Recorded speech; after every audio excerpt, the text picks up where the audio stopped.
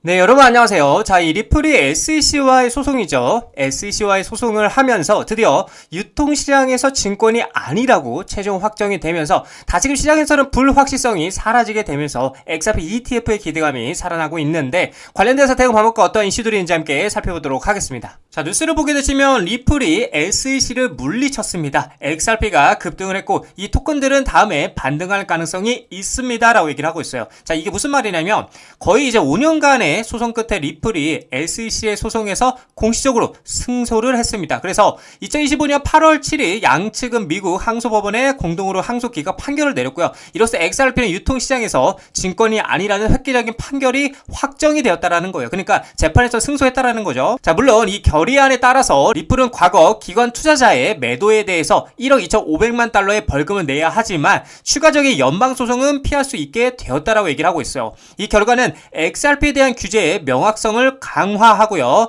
분석가들은 10월 이전에 승인될 가능성이 95%라고 예측하는 현물 ETF와 같은 잠재적 상품의 가능성을 열어주고 있다라고 얘기를 하고 있는 거예요. 왜냐 이제 불확실성이 아무래도 해소가 되었으니까요. 자, 근데 재판에서의 승리도 잠시 SEC 위원 크렌쇼의 반대표, 그러니까 XRP ETF 승인에 대해서 반대표를 던졌다라는 거죠. 자, 그래서 내용을 보게 되면 캐롤라인 크렌쇼 SEC 위원이 암호화폐 ETF에 대해 여전히 강력히 반대하는 입장을 고수하면서 암호화폐 ETF를 둘러싼 논쟁이 계속되고 있는데 그녀의 이러한 입장은 시장 심리를 눈에 띄게 악화시켰다라고 얘기를 하고 있고요. XRP ETF 승인 확률은 이전 최고치인 80% 이상에서 60%대로 하락을 했다라는 거죠. 이러한 변화는 암호화폐 ETF 미래와 크렌쇼 위원의 영향력이 ETF 승인에 어떤 영향을 미칠지에 대해서 의문을 제기한다라고 얘기를 하고 있어요. 자, 근데 그러거나 말거나 리플 소송 승소로 XRP ETF 승인 확률이 88% 상승을 하고 있는데, 자, 그래서 내용을 보게 되면 크렌쇼는 비트코인, 이더리움 그리고 XRP 관련 상품을 포함해서 13개의 암호화폐 ETF 제안에 대해 지속적으로 반대표를 던졌었죠. 그녀의 투표로 인해서 승인 가능성이 이제 80에서 90%를 상회하던 것들이 60%대로 낮아졌다고 아까 말씀드렸고, 이러한 시장 반응에서도 불구하고 발츠나스와 제임스 세이퍼트는 95%의 승인 확률을 유지하고 있다고 얘기를 하고 있어요. 자, 블룸버그 전문가는 크렌쇼가 암호화폐에 대해 반대하는 유일한 위원이라며 그녀의 과반표에 대한 표는 뭐하다, 무의미하다라고 얘기를 하고 있다라는 거죠. 그렇기 때문에 여전히 95%대를 유지하고 있다라고 얘기를 하고 있는 겁니다. 자, 그래서 정리를 해보면 미국 내 XRP 스파 ETF 승인은 아직 확정되지 않았지만 승인 가능성은 매우 뭐하다, 높은 상황이라고 볼 수가 있고요. 예측 시장에서는 일시적 하락은 있었지만 현재 다시 80에서 90% 수준까지 회복이 되었고 블룸버그는 95%를 그쵸 여기 말하고 있죠. 95%로 확신을 유지 중에 있다라고 얘기를 하고 있고요. 리플과 이제 SEC 소송 종결 다수의 ETF 신청 그리고 현물 ETF 승인 흐름 등등 모두 승인 가능성에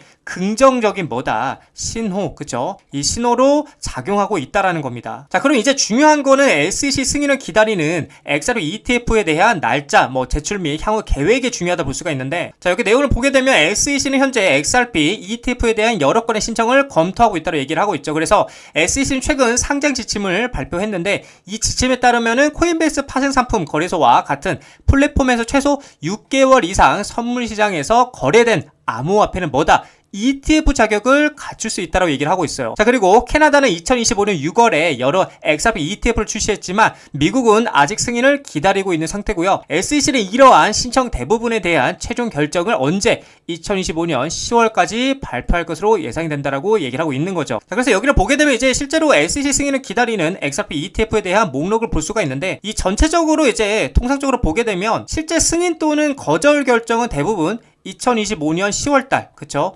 10월 중순에서 말 사이, 그쵸? 말 사이에 나올 가능성이 높다라고 말하고 있고요. 다만 이제 절차가 더 지연이 된다라면 늦어도 2025년 말까지는 어떤 형태로든 결론이 날 수 있다라고 전망을 하고 있다라는 거죠. 자, 그래서 진짜 본게임, 계속 말씀드리는 이 본게임이죠. 이 본게임은 ETF가 승인이 되고 그동안 리플이 계획하고 있었지만 진행하지 못했던 IPO 상장이라든지 CBDC죠.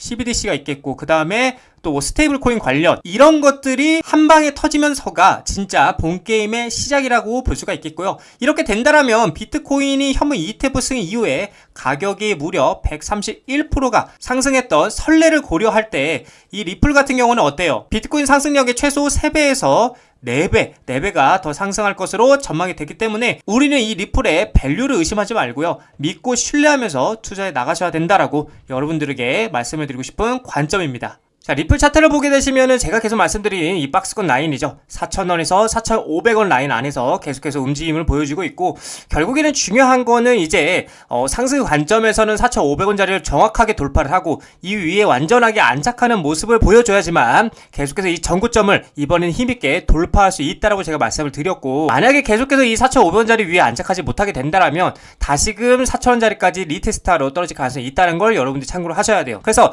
저의 관점에서는 당장에 돌파해서 이렇게 올라가는 그림보단 한 번 더 떨어지고 이렇게 저점을 리테스트 하고 나서 N자 반등으로 올라가는 그림이 더 이쁘게 나와줄 거다 저는 생각이 되는 관점입니다. 그래서 만약에 한 번 더 떨어지게 되면 4,000원 언저리까지 오게 된다면 우리는 뭘 해야 되냐? 무조건적으로 매수를 대응해야 된다. 왜냐? 굉장히 매력적인 자리고 수익을 낼 수 있는 굉장히 유리한 자리이기 때문인데, 그래서 결론은 4,500원짜리 돌파하고 안착하면 상방, 그리고 4,000원짜리 아래로 내려오게 되면 우리는 매수를 해야 된다라고 여러분들에게 말씀드리고 싶은 관점입니다.